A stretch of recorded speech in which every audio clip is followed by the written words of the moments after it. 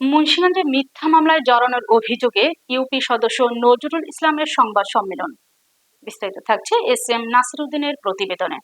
মুন্সিগঞ্জের টঙ্গিবাড়ি আউটসাই ইউনিয়ন পরিষদের panel chairman ও ৯ নম্বর ওয়ার্ডের ইউপি সদস্য মোহাম্মদ নজরুল ইসলাম হাওলাদারের বিরুদ্ধে দায়ের হওয়া মামলাকে মিথ্যা ও ষড়যন্ত্রমূলক দাবি করে সংবাদ সম্মেলন করেছেন তিনি।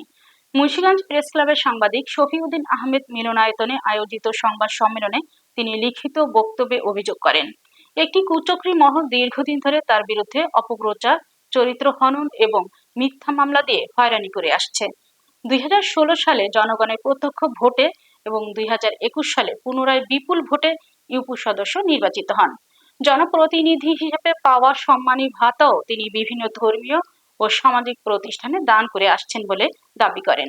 তিনি আরো বলেন, আওয়ামী লীগ সরকারের সময় বিএনপি কর্মী পরিচয় একাধিক মামলায় তাকে আসামি করা হয়েছিল, অথচ বর্তমানে আওয়ামী লীগের বিরুদ্ধে দায়ের করা সন্ত্রাসী বিরোধী আইনের একটি মামলাতেও তাকে আসামি করা হয়েছে, যা তার কাছে বিস্ময়কর ও উদ্দেশ্য প্রণোদিত বলে মনে হচ্ছে। মিথ্যা মামলা ও রাজনৈতিক হয়রানির অভিযোগ তুলে সংবাদ সম্মেলনের মাধ্যমে সংশ্লিষ্ট কর্তৃপক্ষের হস্তক্ষেপ কামনা করেছেন ইউপি সদস্য নজরুল ইসলাম হাওলাদার।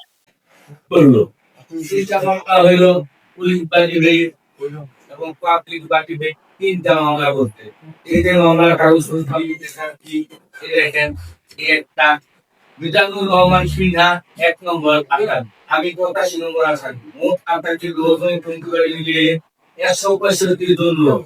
ঠিক আছে, আরেকটা মামলা এটা হচ্ছে এটা অবস্থা ছিল পর ৩টা মামলা, একাধিক ৩টা মামলা ১৮ সালে আমি খেয়েছি।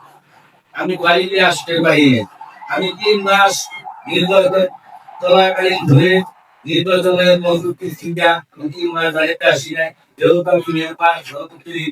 আমার জন্ম নিবন্ধন করতে হলে সাইন নেয় মানুষের জন্ম নিবন্ধনের কাগজ পরিবর্তনের কাগজ বাড়িতে আমি গভীর রাত্রে আইসা আবার সাইন করে চলে যেতাম।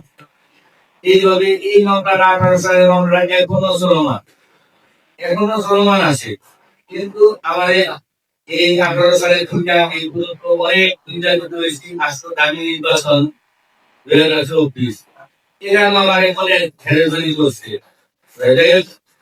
নির্বাচনের পরবর্তীতে আওয়ামী লীগ সরকার ক্ষমতায় আসার পরে ওই সময় ছাত্র আন্দোলন হয়েছে।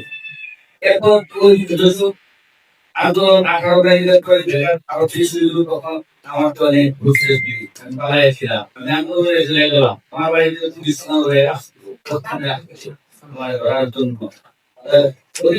বিষয় এলো, আমি যদি এখন আমার ছাত্র আন্দোলনের গিয়েছি, আমার সামনে অনেক মানুষ হতাহত হয়েছে। আমি বিএনপির যখন মিটিং ডাকতো